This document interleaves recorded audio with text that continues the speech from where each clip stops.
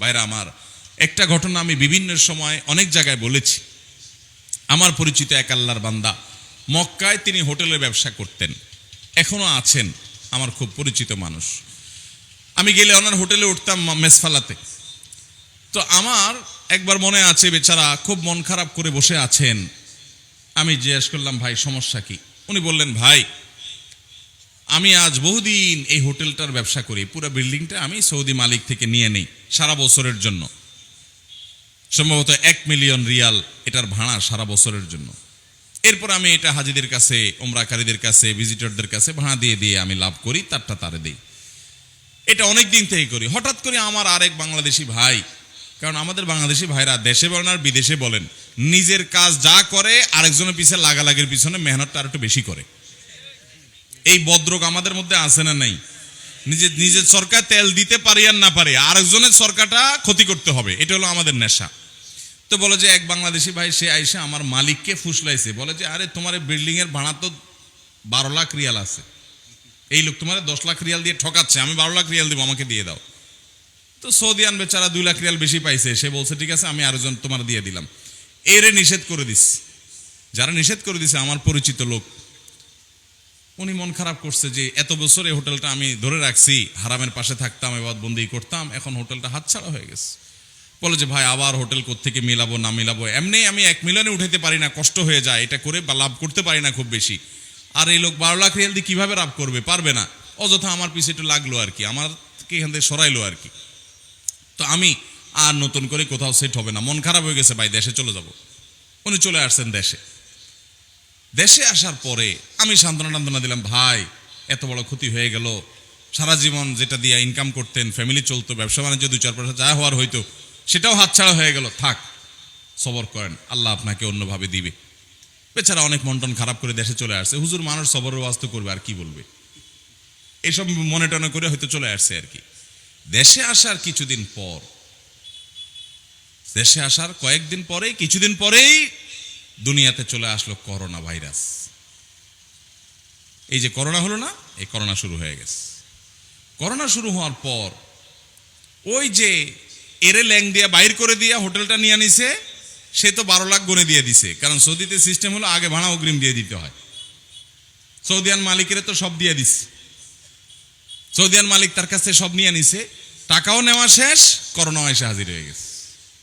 এবার করোনার কারণে হোটেল সব, মক্কা মদিনা হোটেল বন্ধ প্রায় 2 বছর।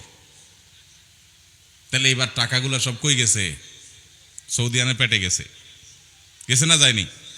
সৌদিয়ানের মাপ টাপ সে যদি সে কিছু ফেরত পায়, কিছু হয়তো ফেরত পাইতে পারে, কিন্তু ধরা তো যা খাওয়ার খাইছে।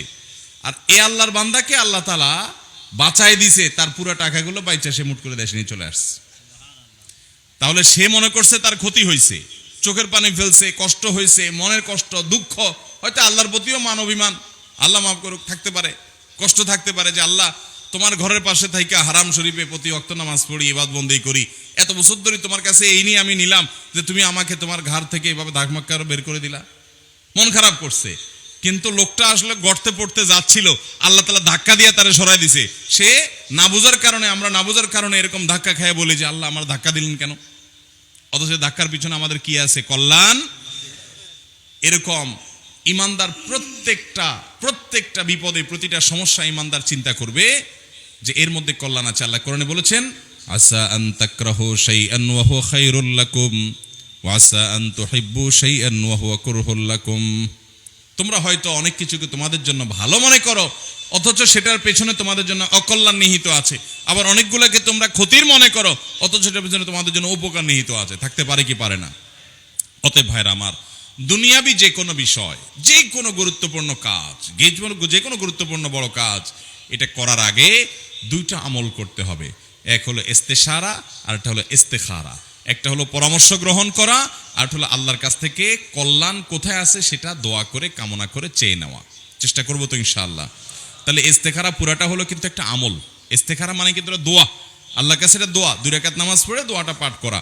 এর মাধ্যমে, এই দোয়া নিবেদনের মাধ্যমে আপনি আল্লাহর কাছ থেকে কল্যাণ আশা করলেন, কল্যাণ কামনা করলেন। এরপর আপনি আল্লাহর পরে পরিপূর্ণ তাওয়াক্কুল করবেন যে এর পিছনে আল্লাহ তাআলা আমাকে কল্যাণ দিবেন, দোয়া করতে থাকবেন। নবী সাল্লাল্লাহু আলাইহি সাল্লাম প্রায় বলতে থাকতেন, আল্লাহুম্মা খিরলি ওয়াখতারলি, আল্লাহুম্মা খিরলি ওয়াখতারলি। এটা হলো সংক্ষিপ্ত ইস্তেখারা। আপনি হাঁটতে চলতে ফিরতে সবসময় বলতে পারেন, আল্লাহ আপনি আমার জন্য কল্যাণ দান করেন, আমার জন্য নির্বাচন করে দেন যে আমার কোনটা করা উচিত। আল্লাহুম্মা খিরলি ওয়াখতারলি বেশি বেশি করে পড়লেন, বাস এটা এক প্রকারের ইস্তেখারা। আর মূল ইস্তেখারা যেটা সেটা তো আমরা পড়বো ইনশাআল্লাহ বিদিনিল্লাহ, বেশি বেশি করে প্রত্যেকটা গুরুত্বপূর্ণ কাজে ইস্তেখারা করতে থাকবো এবং আল্লাহর উপরে পরিপূর্ণ তাওয়াক্কুল রাখবো। ঠিক আছে তো ইনশাআল্লাহ? আমল করবো তো ইনশাআল্লাহ? আল্লাহ আমাদের সবাইকে আমলের তৌফিক দান করুন। তবে ইস্তেখারা করার ব্যাপারে আমাদের মধ্যে অনেকগুলো বিভিন্ন রকমের চিন্তাধারা প্রচলিত আছে। এর ভিতরে একটা হলো, আমরা মনে করি যে ইস্তেখারা কিছু নেককার মানুষকে দিয়ে করাইতে হয়। এই জন্য অনেক লোক আছে দেখবেন বিভিন্ন হুজুরদেরকে ধরেন যে হুজুর আমারে আপনি ইস্তেখারা করাই দেন। এটা নবী করিম সাল্লাল্লাহু আলাইহি ওয়াসাল্লামের সুন্নাহ দ্বারা প্রমাণিত না। আপনার ইস্তেখারা আপনি করবেন, আরেকজন করে দিলে হবে না, নাজায়েজ হবে, গুনাহ হবে, আমি সেটা বলছি না। আমি বলছি এটা সুন্নাহ না। নবী করিম সাল্লাল্লাহু আলাইহি ওয়াসাল্লামের কাছে সাহাবীরা কেউ এসে বলতেন না, ইয়া রাসূলুল্লাহ আমার ইস্তেখারাটা আপনি করে দেন। এরকম কোনো হাদিস থেকে আমরা যাই না। অথবা সাহাবীরা তাদের মধ্যে সিনিয়র সাহাবীদের কাছে, তুলনামূলক আমলদার মানুষের কাছে গিয়ে বলছেন, এরকম কোনো রেওয়ায়েত আমরা পাই না। তবে ইস্তেখারা প্রত্যেকে যার যার ইস্তেখারা শেষে করবে। যদি আরেকজন ইস্তেখারা তার জন্য করে যে আল্লাহ তার জন্য এটা কল্যাণ হবে কিনা, আপনি সেদিকে মনটা ঝুঁকাই দেন, দোয়া করান, তো নেককারদের দোয়া চাওয়া যেতে পারে, এটা আমি নাজায়েজ বলছি না। কিন্তু পদ্ধতি হলো মূলত যার যার ইস্তেখারা শেষে করতে থাকবে। চেষ্টা করবো তো ইনশাআল্লাহ। মহিলারাও করতে পারে, পুরুষরাও করতে পারে, একজন ছাত্র মানুষ করতে পারে, একজন ব্যবসায়ী মানুষ করতে পারে, যে কোনো পেশার মানুষ করতে পারে। এটার জন্য বিশেষ কোনো যোগ্যতার প্রয়োজন নাই। শুধু ওই যে নামাজ পড়ে দোয়াটা পড়বেন, দোয়া মুখস্থ নাই, লিখে নিয়ে বই থেকে দেখে দেখে অর্থ সহকারে বুঝে বুঝে নিয়ত করে করে আপনি পড়বেন, বাস, তাহলে হয়ে গেল। আর ওই যে পরামর্শ মশওয়ারা যেটা আমাদের থেকে বিদায় হয়ে গেছে, তাহলে পরামর্শ ভিত্তিক আমরা জীবনযাপন করব, ইস্তেখারা ভিত্তিক জীবনযাপন করব। তবে শরীয়তের কোনো হালাল হারাম কাজ করবেন কি করবেন না, শরীয়তের কোনো নির্দেশিত কাজ করবেন কি করবেন না, এই বিষয়ে আবার ইস্তেখারা চলবে না। আপনি যদি ইস্তেখারা করেন যে আল্লাহ হুজুর বলছে 5 ওয়াক্ত নামাজ পড়া লাগবে, কোরআনে আছে, হাদিসে আছে, আমি ইস্তেখারা করতে চাই, এটা আমার পড়া দরকার আছে না নাই, তাহলে এখানে ইস্তেখারার দরকার আছে কোনো? এখানে ইস্তেখারা করা যাবে না। ইস্তেখারা আখিরাতের কোনো বিষয়, অর্থাৎ আল্লাহ তাআলা যা করতে বলেছেন বা যা নিষেধ করেছেন সে বিষয়ে আর কোনো ইস্তেখারা নাই, ওটা তো আল্লাহ সিদ্ধান্ত দিয়েই দিয়েছেন, ওখানে আর কোনো ইস্তেখারা চলবে না। ইস্তেখারা হবে আমার দুনিয়াবি মুবাহ কাজের মধ্যে, যে আল্লাহ এই কাজটা আমি করব কিনা। হ্যাঁ, হজের ক্ষেত্রে আপনি ইস্তেখারা করতে পারেন, আল্লাহ এই বছর হজে যাব না আগামী বছর গেলে আমার জন্য ভালো হয়, এটা ইস্তেখারার বিষয় হতে পারে। আমি ইলম অর্জন করতে যাব, এই দেশে যাব নাকি ওই দেশে যাব, এই ইউনিভার্সিটিতে পড়বো না ওই ইউনিভার্সিটিতে পড়বো, এই মাদ্রাসা যাব না ওই মাদ্রাসা যাব, এগুলো ইস্তেখারার বিষয় হতে পারে। আমি ইলম অর্জন করব নাকি ইলম বাদ দিয়ে আমি জাহেল থাকবো, এটা কোনো ইস্তেখারার বিষয় হতে পারে। যেটা শরীয়ত আমাকে করতে বলেছে সে বিষয়ে আর কোনো ইস্তেখারার দরকার নাই। অতএব ইস্তেখারা এবং ইস্তেশারা দুইটাই আমরা করব। এখন প্রশ্ন হলো কোনটাকে অগ্রাধিকার দেব, কে আগে পরামর্শ করব নাকি আগে ইস্তেখারা করব, না কোন খাতে কোনটা করব, এটা নিয়ে উলামা ইকরামের নানা রকম ব্যাখ্যা আছে। অনেক উলামা ইকরাম বলেছেন, যেহেতু হাদিসে আলাদা করে এটার কোনো আপনার ঠিক করে দেওয়া হয় নাই, তারতিব ঠিক করে দেওয়া হয় নাই, যে সিরিয়াল বলে দেওয়া হয় না যে এটার পরে এটা, এটা না হলে এটা। অতএব আপনি চাইলে দুইটা প্যারালালি করতে পারেন, দুইটা একসাথে করতে পারেন, পরামর্শ করলেন আবার ইস্তেখারা করলেন। অনেক উলামা ইকরাম বলেছেন আগে পরামর্শ করা ভালো, পরামর্শ আবার ওই যে যার সাথে যেটা করলে ভালো হয় তার সাথে সে বিষয়ে পরামর্শ করলে, যে বিষয়ে যিনি ভালো জানেন বোঝেন, তার অভিজ্ঞতা নিয়ে, তার দক্ষতা থেকে পরামর্শ নিয়ে এরপর আপনি আল্লাহর কাছে ইস্তেখারা করলেন। এটাকে অনেক উলামা ইকরাম তারজি দিয়েছেন। আবার অনেক উলামা ইকরাম প্রাধান্য দিয়েছেন এর উল্টাটাকে, যে না আগে আল্লাহর কাছে ইস্তেখারা করবেন, এরপর বিভিন্ন সাথে মশওয়ারা করবেন।